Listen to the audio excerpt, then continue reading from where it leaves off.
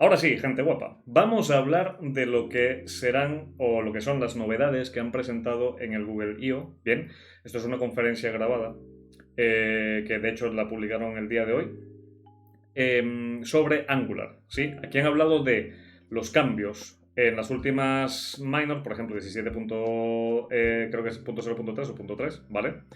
Todo lo que han implementado en este tipo de versiones, más allá de la salida de la versión 17 del año pasado, y lo que podemos esperar para siguientes versiones y algunas features que están ya disponibles para Developer Preview.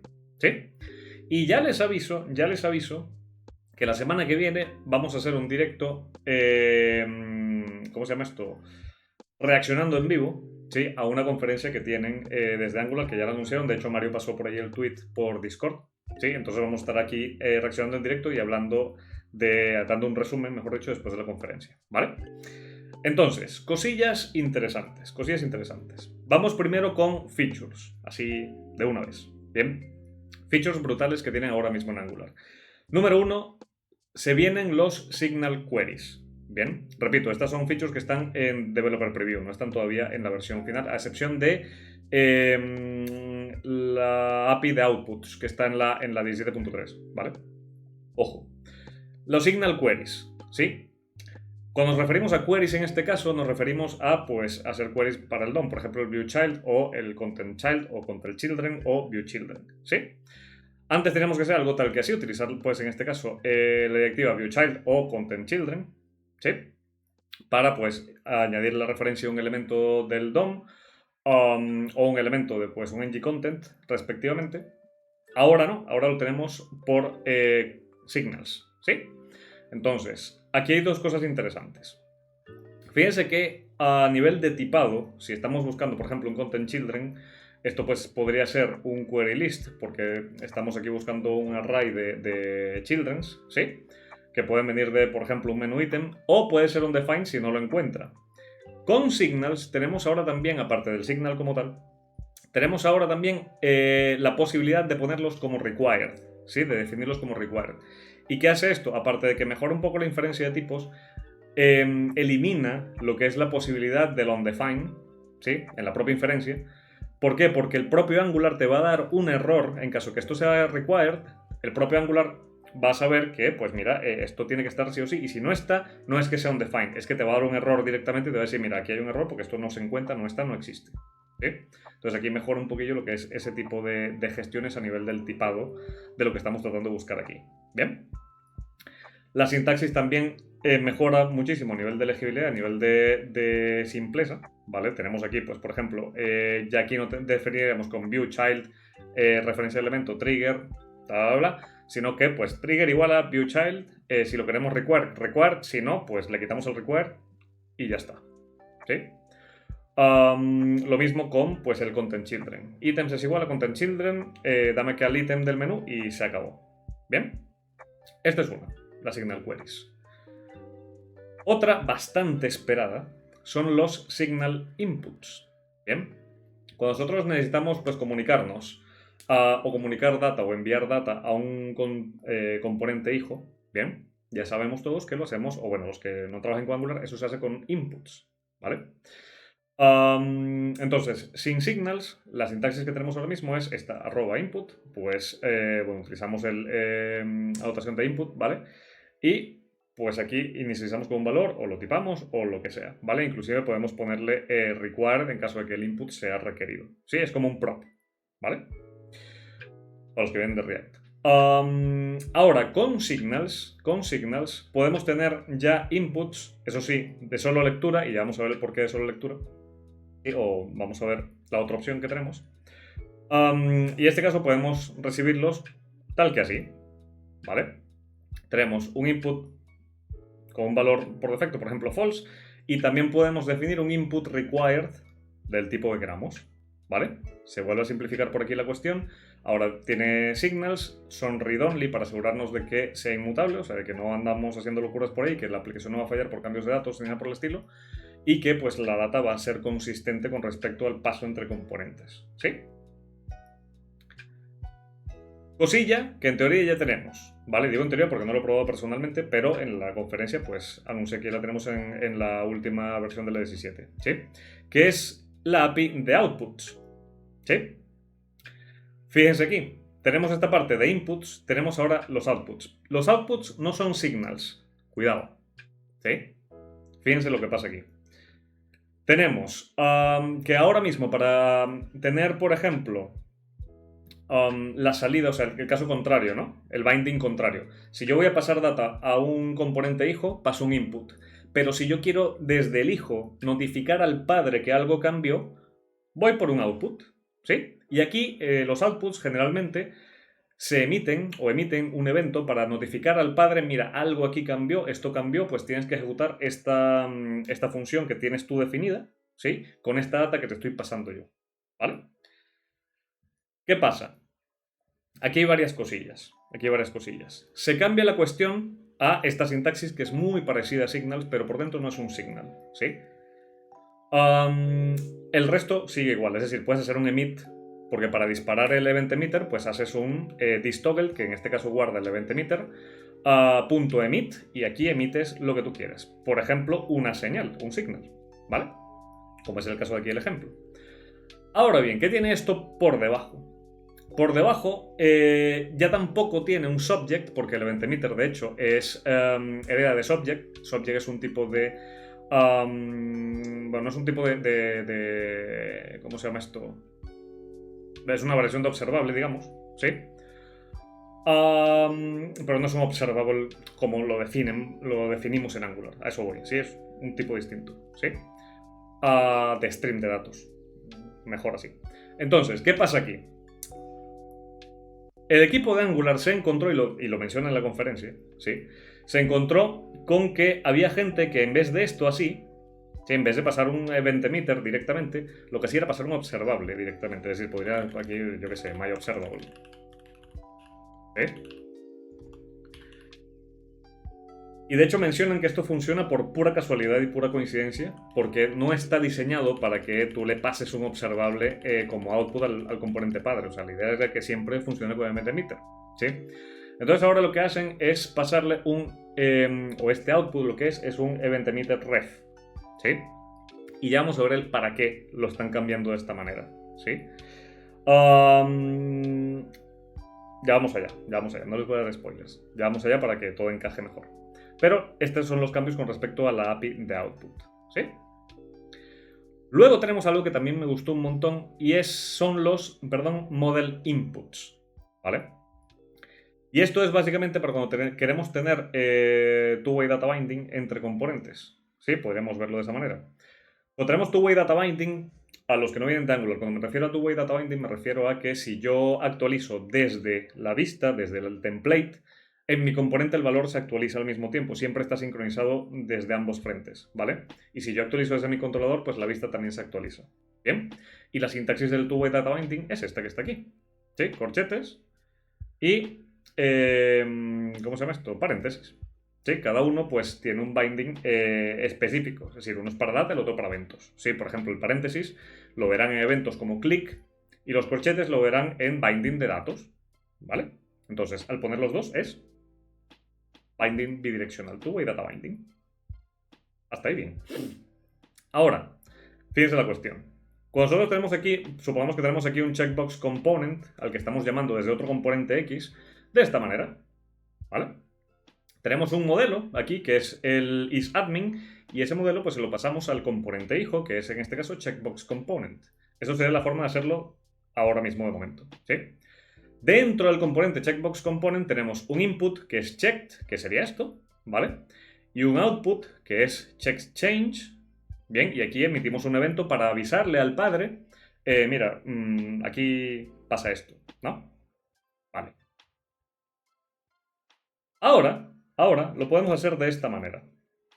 Lo simplifican de esta manera. Podemos tener un modelo isAdmin que sea un signal. ¿Bien? Y fíjense aquí. Estamos aquí en... esto creo que es model, de hecho. Aquí tendríamos checked, ¿vale? Model false, Esto inicializaría, pues en este caso, nuestro, ¿cómo se llama esto? Nuestro check dentro del checkbox component, ¿vale? Y tenemos un handle click que lo que hace es hacer una actualización sobre el signal. ¿Bien? Y esto por sí solo reacciona. ¿Vale? ¿Por qué? Porque es un writable signal. Recuerden que los signals, pues justamente, son una especie, o sea, pueden funcionar tanto como subscribers como emitters. ¿Vale? Entonces aquí lo que hacen es simplificar la sintaxis de lo que es el two-way data binding. Ya no se la delegas en este caso un subject a través de un event emitter, sino que tienes un writable signal que pasas entre el componente padre y el componente hijo y tienes un modelo ahí bidireccional súper sencillo. ¿Vale? Y ya vamos a ver el porqué de este tipo de cambios y vamos a ver hacia dónde apunta el framework ahora mismo. Bien. Estas son las 4 funcionalidades principales que presentaron en la conferencia. ¿Sí? Ahora, puntos interesantes con respecto ya a lo que es la dirección del framework, la dirección de Angular a partir de ahora, ¿no? O bueno, la dirección que van tomando desde la versión 17 y todo ese tipo de cambios, ¿no? Número 1, estamos más cerca, o cada vez más cerca de Songless. Bien. Para quien no sepa qué es Songjs, en el canal de YouTube, ¿vale? Tienen justamente en la lista de reproducción de Angular, ¿vale? Un video, ¿sí? Que es sobre Angular Change Detection. Ahí les explico cómo usa Angular Songjs, para qué lo usa. Hacemos un ejemplo práctico para que vean el árbol y la actualización del árbol de componentes de Angular, y lo tienen también en GitHub por si lo quieren ejecutar en local y pues hacer cambios ahí para que les quede un poco más claro. Bien. ¿Qué sucede? Angular pues apunta a deshacerse de Songjs para lo que es la detección de cambios en sus componentes y hacer una detección mucho más granular y por lo tanto pues un renderizado o una actualización a nivel de componente mucho más granular, ¿sí? O a nivel de vista, ¿vale? Con respecto a cambios disparados por el usuario, por cambios de datos o lo que sea. Bien, número 1. Número 2. Los cambios que acabamos de ver, que veo que porque por aquí lo preguntan por el chat, apuntan a que ArcGIS sea opcional. ¿Sí? Es decir, ¿podemos seguir usando ArcGIS? Sí. Pero lo que apunta Angular, a lo que apunta el equipo de Angular, es que sea opcional. ¿Para qué? Para simplificar todavía más el hecho de aprender Angular, que no tengas que aprender aparte otra dependencia y además pues liberarse poco a poco de dependencias que ya tiene para que todo funcione de una forma mucho más rápida, mucho más ágil, mucho más simple a nivel de sintaxis. Y pues que obviamente sea más sencillo para los developers adoptar el framework. ¿Sí? Cosa que me parece bastante acertado, de hecho. Luego, junto con esta iniciativa de pues apuntar un poco al ArcGIS, opcional, tenemos nuevas APIs justamente para interoperabilidad entre Signals y ArcGIS. Por ejemplo, la API de output que estábamos viendo. Esto viene ya en el paquete Angular Core ArcGIS Interop y tienes por aquí pues cosas como, por ejemplo, transformar un output, ¿sí?, a un observable o viceversa, ¿vale? Por eso justamente les comentaba antes el tema aquí de la nueva API de los outputs, ¿sí? Por eso lo han cambiado así. De hecho, en la misma conferencia hacen casi la misma pregunta que acaban de hacer aquí por el chat. O sea, ¿por qué lo cambian si ya funciona o por qué lo cambian si no es un signal? Pues por esto, ¿sí? Luego, ya a nivel under the hood un poquillo, han hecho mejoras en lo que es el compilador de Angular, ¿sí? Y una cosa que me gustó muchísimo de la conferencia es que mencionan feedback de muchos equipos, otras iniciativas alrededor de Angular y todo lo demás, que pues han dado reportes brutales. Es decir, por ejemplo, hay reportes de mejoras del performance como tal de las aplicaciones que están usando Angular y del tamaño de los bundles generados con Angular, bien. ¿A partir de qué? A partir de la implementación del nuevo control flow de las vistas, ¿sí? Y del renderizado híbrido, es decir, del uso de, por ejemplo, server-side rendering junto con, por ejemplo, client-side rendering o uso del server-side rendering a full, etc. ¿Sí? Y además utilizando pues SBuild en vez de Webpack, que ya lo tiene por defecto, ¿vale? Entonces, los reportes han sido brutales. Las mejoras a nivel de lo que es el compilador también ha sido brutal. El añadido de SBuild también, porque ahora, bueno, de hecho explicaron ahí un poco el árbol que sigue, ¿no? Cuando tú ejecutas un ngBuild, bien, eso pues luego va a ejecutar el compilador de TypeScript. A partir de allí, va a lo que es una mejora ¿cómo se llama? Del propio builder, ¿sí? Y eso es lo que llama después a SBuild, pero se divide un poquillo. ¿Por qué? Porque el SBuild va a construir dos cosas. Un bundle para el server, en caso que estás usando server-side rendering, y un bundle para el client. Entonces, esto evita que se repitan ciclos por ahí de lo que es la construcción del bundle de la aplicación y por lo tanto tienes bundles mucho más ligeros, mucho más performantes en cada uno de los casos, ¿vale? Y esto es transparente. Nosotros no tenemos que hacer absolutamente nada, sino ejecutarlo en gbuild y ya está. ¿Okay? Aparte de eso, hay cambios en la documentación también interesantes. Por ejemplo, ya tenemos en la nueva versión de la documentación interactiva, ¿vale? Por ejemplo, aquí en tutoriales, si vamos aquí a aprender Angular en el browser, pues ya tenemos por aquí el editor completo y tal y que sé yo. Si están aprendiendo Angular, lo pueden ver por aquí, lo pueden ir editando y pues pueden seguir el tutorial directamente aquí. Bien. Aparte de eso, pues también han publicado el roadmap del framework, ¿sí? Y el roadmap está súper interesante. Lo primero que hay en el roadmap, de hecho, si llegan a ver la conferencia, la presentación de la conferencia, lo primero que hay es Soundless. O sea, queremos deshacernos de Soundless ya, ¿vale? Y bueno, van dando pasos agigantados hacia ello. Pero aparte hay una cosa que me pareció súper interesante. Y es que quieren ver la posibilidad de apuntar a Selectorless Components. ¿A qué nos referimos con Selectorless Components? Pillen la cosa. La idea es sacarle provecho a los module imports de JavaScript, ¿sí? Y además mezclar esto con que los componentes ya sean standalone por defecto, o sea que ya no tengas que poner el flag standalone true o false o tal y qué sé yo, ¿vale? A menos que lo quieras en false, pero que ya sea implícitamente standalone. ¿Y qué logramos con eso? ¿Qué logramos con eso? Lograríamos lo siguiente. Dame un segundillo por aquí. Lograríamos algo tal que así.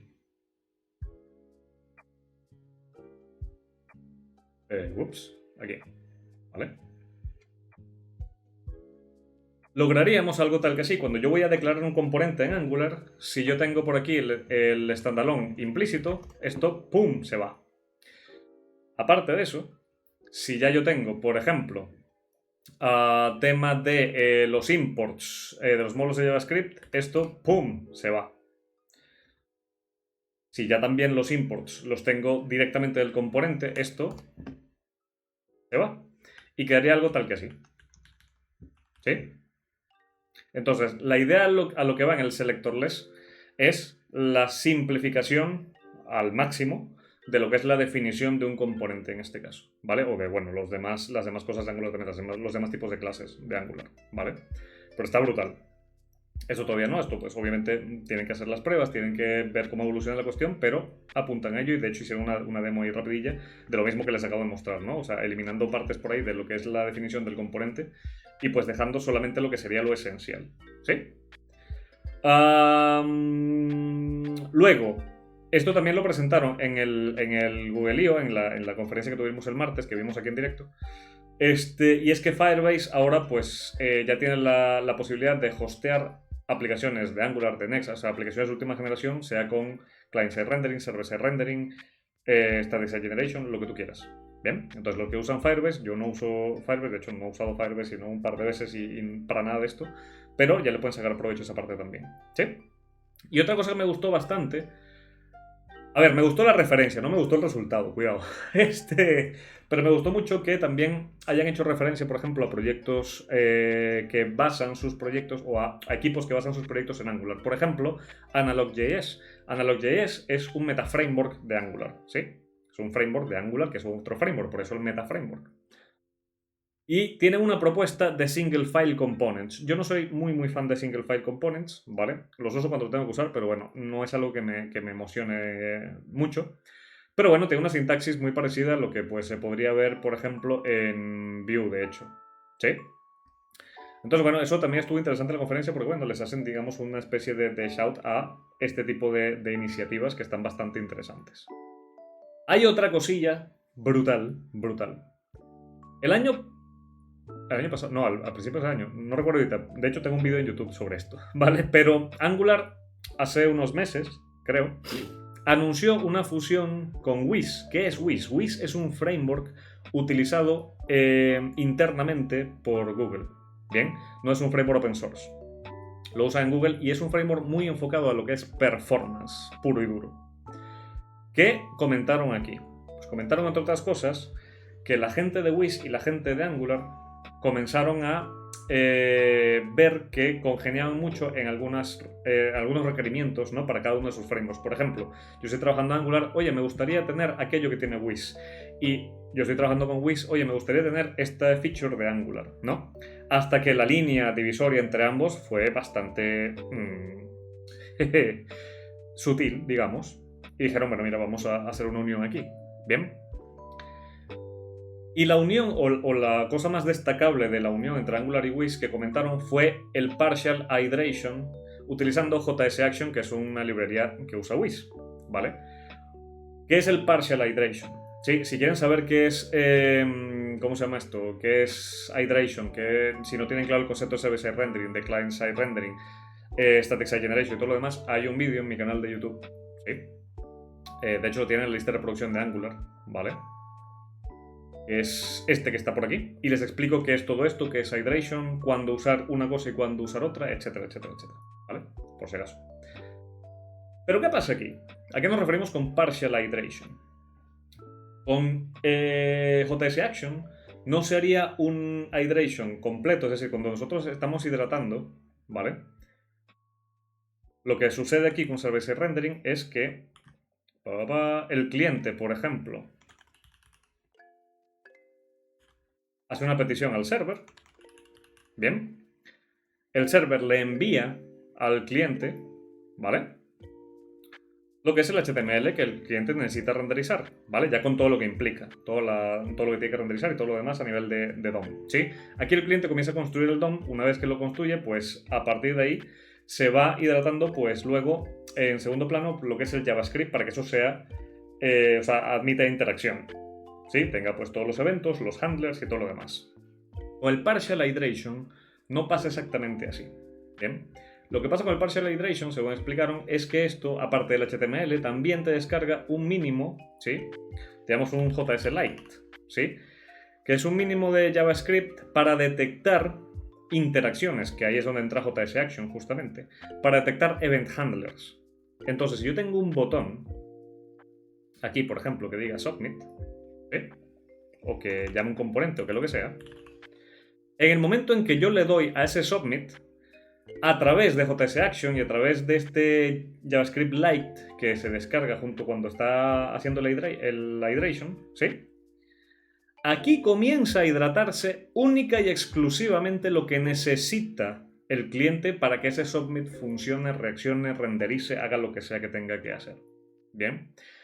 Y ojo, si esto lo que hace es renderizar un componente o llamar un componente, el componente se hidrata, reacciona, y si después hacemos otra vez clic en el submit, ¿vale? No dispara otra acción. ¿Por qué? Porque ya tiene el componente ahí, ya lo hidrató, ya lo descargó, ya tal. O sea, lo hace, pero lo hace como si fuera una caché. Y esto, pues obviamente el performance lo dispara, ¿vale? Entonces, esto obviamente no está todavía en ningún lado, o sea, esto lo están probando y tal, qué sé yo, de forma interna, pero este es el concepto más o menos de lo que es el partial hydration. O sea, que esto está brutal, ¿sí? De hecho, este concepto, si mal no recuerdo, uno de los frameworks que nació justamente para implementar este tipo de cosas era Quick, ¿sí? Que eso... No recuerdo si lo menciono en el vídeo, creo que sí, lo menciono en el vídeo este que les comento de Server-Side Rendering y todo ese tipo de cosas, ¿vale? Aparte de todo esto, ¿sí? Para que vean la magnitud de la cuestión, YouTube, sí, de hecho hicieron algunas métricas, hicieron algunas comparaciones y todo lo demás. YouTube está usando 100% la API de Signals, ¿vale? Con Angular y su integración con Wiz. Y todo brutal. De hecho, pudieron mejorar lo que es el performance y los FPS de streaming de vídeos en distintas plataformas. En plataformas como TV, Android TV, la aplicación móvil de YouTube, etc. ¿Sí? O sea, es mucho más fluido. Aparte de eso, a partir de lo que es esta integración, porque claro, una de las cosas que dijo el equipo de Wiz es que queremos Signals para acá. Y entre tanta cuestión, entre tanta investigación, tanta prueba y tanta cuestión, Resulta ser que enviaron una propuesta de signals nativos para JavaScript y está en fase 1 basados en las signals de Angular. ¿Qué tan brutal es eso? ¿Sí? Y bueno, más allá de esto, pues obviamente hay muchos proyectos, startups, empresas y tal, que pues han ido probando los cambios de Angular, en este específico los que salieron a partir de Angular 17, ¿sí? Y pues han reportado este tipo de mejoras en el performance, ¿vale? Sobre todo mejoras de rendimiento a la hora de renderizar contenido que es largo, o sea, contenido bastante... ¿cómo se llama esto? Amplio en las aplicaciones web que están construyendo gracias a pues el control flow nuevo, gracias a pues el uso de server-side rendering, por ejemplo, o el hybrid rendering, ¿sí? Entre otras cosillas. ¿Bien? ¿Qué les parece, mi gente? ¿Qué les parece estos cambios? Ojo, cuidado, repito, el 23, la semana que viene, vamos a estar por aquí reaccionando al evento que tiene Angular, porque en Twitter, que por aquí lo compartió Mario, creo que lo compartiste en general, ¿no? Sí, en Twitter, ya han anunciado por aquí que el 23 de mayo pues hay cosillas, hay evento. Entonces vamos a estar por aquí en directo reaccionando a esto, hacemos un resumen como siempre en castellano después y vamos a ver qué es lo que pone aquí, a ver si sacan ya el 18. Creo que, bueno, sí, de hecho, es la salida de la versión 18, ¿no? O por lo menos eso dejan ver. Vamos a ver qué tal que se cuece por aquí. ¿Sí? ¿Qué les parece, gente bonita? ¿Cómo lo ven? Otra cosa que me gustó muchísimo de la conferencia, ¿sí? Que destacaron, es que de hecho el tema del control flow, la sintaxis del nuevo control flow, ¿sí? Salió a partir del request for comments, ¿sí? Los proyectos así open source hacen un request for comments o un request de comentarios, ¿vale? De la comunidad para ver pues opciones, iniciativas, propuestas y tal y qué sé yo de cambios, ¿sí? Y el nuevo Control Flow salió justamente de un comentario muy, muy votado, o sea, que tuvo más de 1000 likes y respuestas y tal y qué sé yo, o sea, todo el mundo apoyando a esa propuesta de sintaxis. Después hicieron ya encuestas a desarrolladores, no sé qué, y 12.000 desarrolladores encantados con la sintaxis y a partir de ahí lo sacaron, ¿no? Entonces, se están alimentando muchísimo de lo que es la comunidad. De hecho, hicieron pruebas de personas, por ejemplo, que venían de React, que venían de Vue, que venían de Svelte y tal, para ver cómo les iba con Angular, que era lo que más les costaba asimilar de Angular, para simplificar más todavía el uso, ¿sí? Y eso me encantó porque, claro, se ve que la gente de Vue, en este caso, el equipo de Angular, están escuchando muchísimo a la comunidad para mejorar la experiencia de desarrollo, más allá de también, obviamente, el performance del framework, la robustez que tiene, pues el tema de la legibilidad del código, evitar pues que sea tan verboso y todo lo demás. O sea, es que los cambios a mí me han gustado muchísimo. Y el enfoque que le están dando al cambio del framework también me ha gustado muchísimo.